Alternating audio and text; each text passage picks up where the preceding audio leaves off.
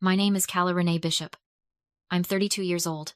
And last spring, I sat alone in a parking garage in Nashville, Tennessee, and read 31 text messages from people I hadn't spoken to in 9 years. My father, my brother, my aunts, my cousins.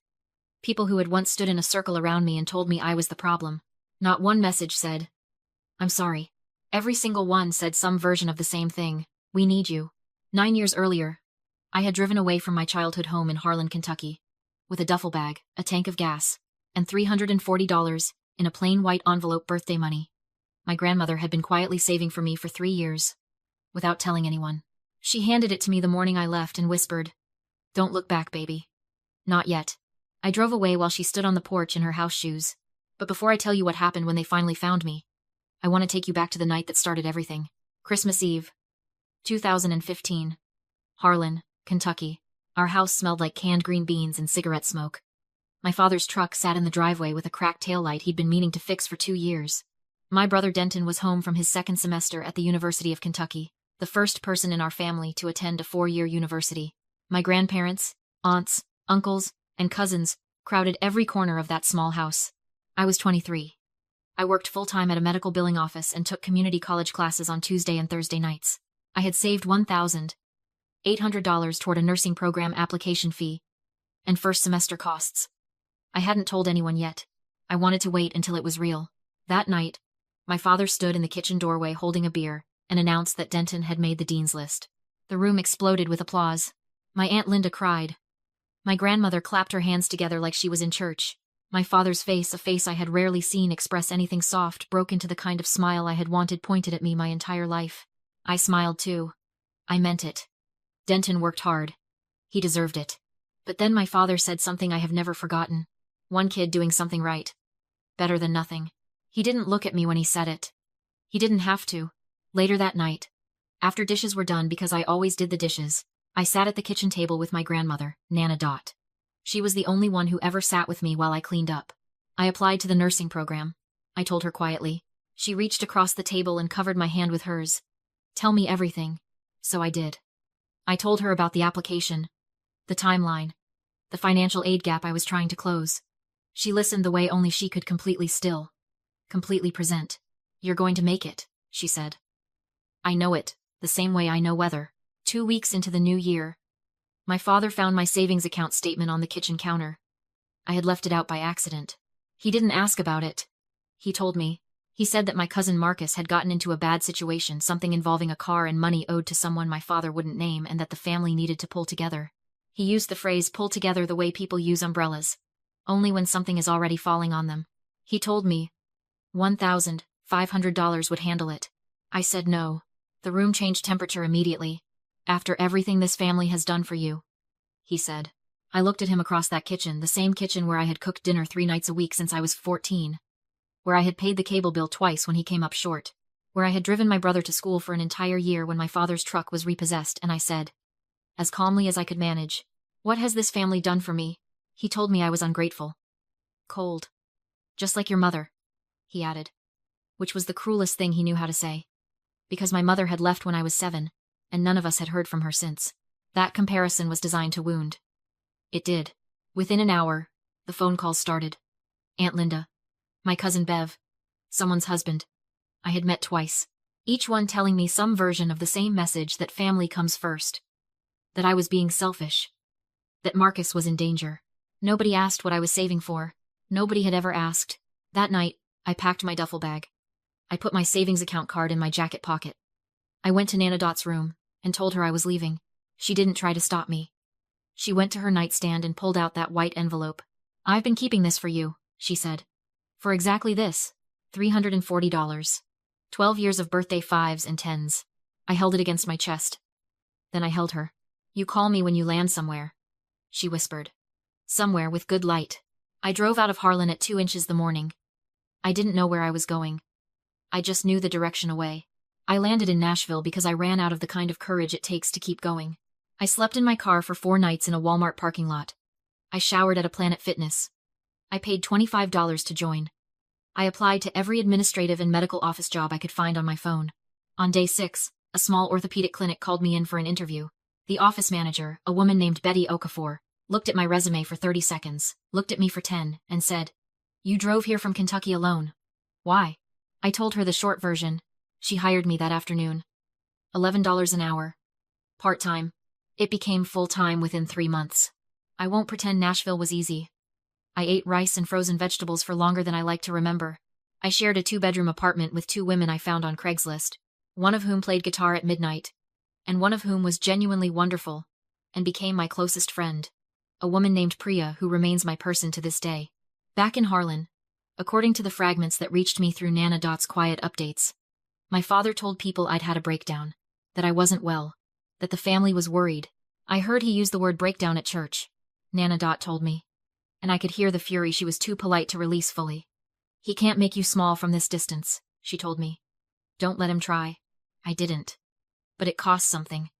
Not knowing what story was being told about me in the place I came from. There is a specific grief in being unable to defend yourself to people who have already decided what you are. So I made myself undeniable instead. By year 2, I had enrolled in an accredited nursing program through a consortium affiliated with Vanderbilt. I worked mornings. I studied nights. Priya quizzed me on pharmacology at the kitchen table, while we ate takeout from the Thai place 2 blocks over that gave us extra spring rolls because Priya had once talked the owner through a panic attack in the parking lot. That is the kind of community you build when family fails you. Small, chosen, fierce. I graduated with my RN in 2020. Betty Okafor came to my graduation and brought flowers. Priya made a poster so large, she had to fold it to fit through the door. Nana. Called me from her landline the moment I walked off the stage. "I knew it," she said. "Same way I know weather." 2 years later, I became charge nurse in the orthopedic unit at a mid-sized hospital in Nashville. By 2024, I was appointed to a clinical operations leadership role, the youngest person, and one of very few without a graduate degree to hold the position, a fact that required twice the proof of performance and 0 grace for error. I didn't mind the pressure. I had been under pressure my whole life. At least now the pressure came with a salary. I bought a small house in East Nashville, a fixer-upper with original hardwood floors and a porch with good light, just like Nana. Told me to find. I did not tell my family any of this.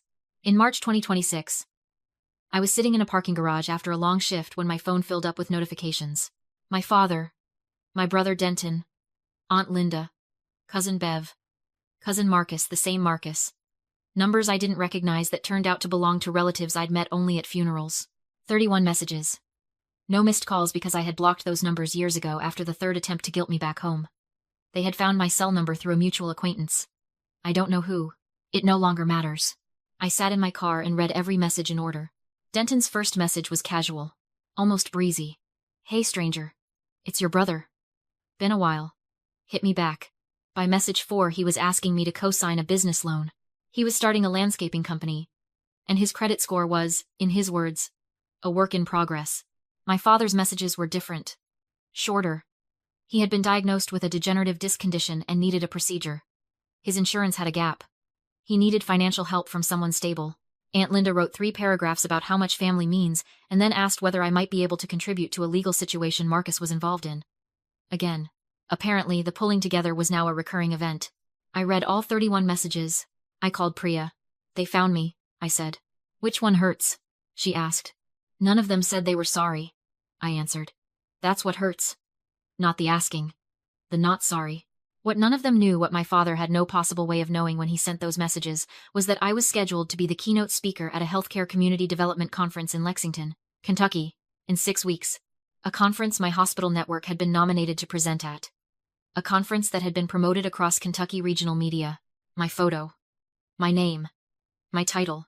Nana. Had seen the announcement in a regional newsletter, and had quietly sent it to my cousin Bev, not to stir anything up, I think, but because she was proud, and she was 79 years old, and she had been keeping her pride about me private for 9 years. Bev showed my father. That was how they found me.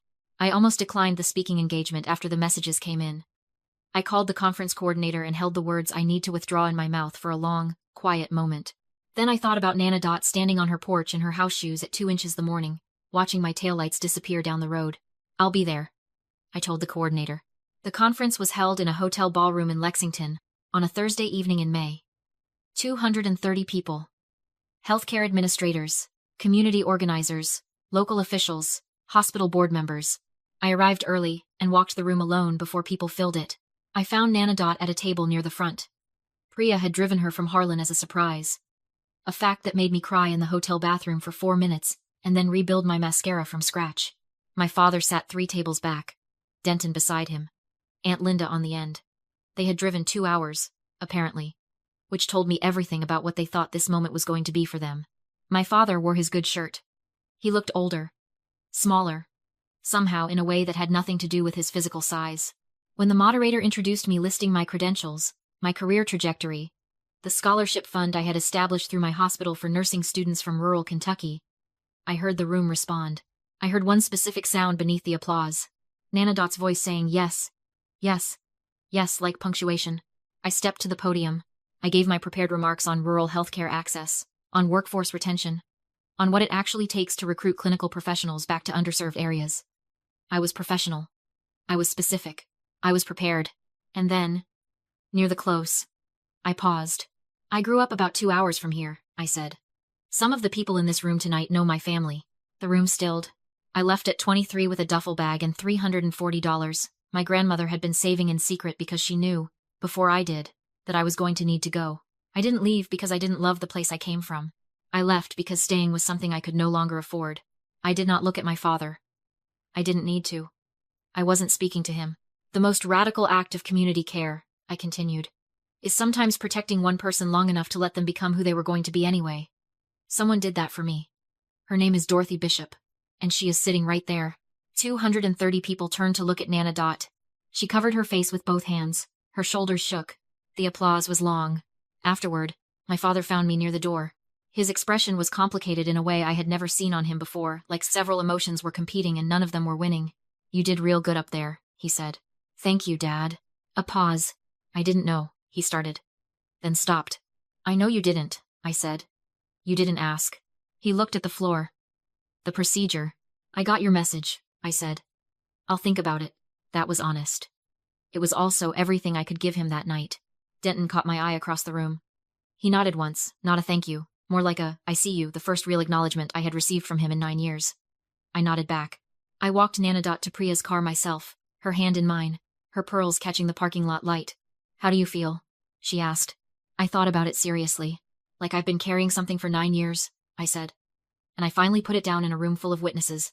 She squeezed my hand 3 times, which was her way of saying "I love you" when words felt like too much. In the weeks that followed, the town's response to that evening moved in the way small-town truth always moves, slowly first, and then all at once. People who had heard my father call me unstable for nearly a decade now knew what I had built while he was talking. Church friends. Neighbors. His own brothers. He never asked me to co-sign anything. Neither did Denton. Again. A month later, I received a card in the mail. My father's handwriting unsteady. Unpracticed. Like someone writing in a language they learned long ago and rarely use. "I stayed quiet when I should have stood up for you. That's on me. I don't expect anything from you. I just needed you to know that I know." 8 sentences. No excuses. No ask. It was the first honest thing I had received from him in my entire adult life. I put the card in the same drawer where I keep Nanadot's white envelope still folded. Still carrying the ghost of $340 and a 2 a.m. goodbye. Thanks for watching. Anid. I haven't called him back yet. But I haven't thrown the card away either. My name is Calla Renee Bishop. I'm 32 years old. I own a small house with a porch that gets good morning light. I have a best friend who made a poster. Too large to fit through a door. I have a job I built from a parking lot and a Planet Fitness membership and $11 an hour. And I have Nanadot, who knew, the same way she knows weather. Here is the thing I want you to take with you. If you made it this far, there is a difference between "help me" and "I'm sorry." One is a transaction. The other is a beginning. You cannot skip the second one to get to the first and expect someone to open the door. You are not selfish for needing that difference to matter. You are not ungrateful for knowing your own worth. And you are not cold for deciding that love without accountability is just obligation wearing a warmer coat. The bravest thing I ever did was not leaving at 23. The bravest thing was being still enough, 9 years later, to let them come to me, and to finally, clearly, know the difference between the people asking for rescue and the one woman who had always, quietly, been building mine. So I'll ask you the same question I ask myself sometimes, late at night on that porch with the good light. If someone who hurt you called tomorrow, truly called, after years of silence, what would you need to hear before you picked up? "Help me," or "I'm sorry"? Those 2 answers will tell you everything about where you actually stand. Thank you for listening to my story. I'll see you in the next one.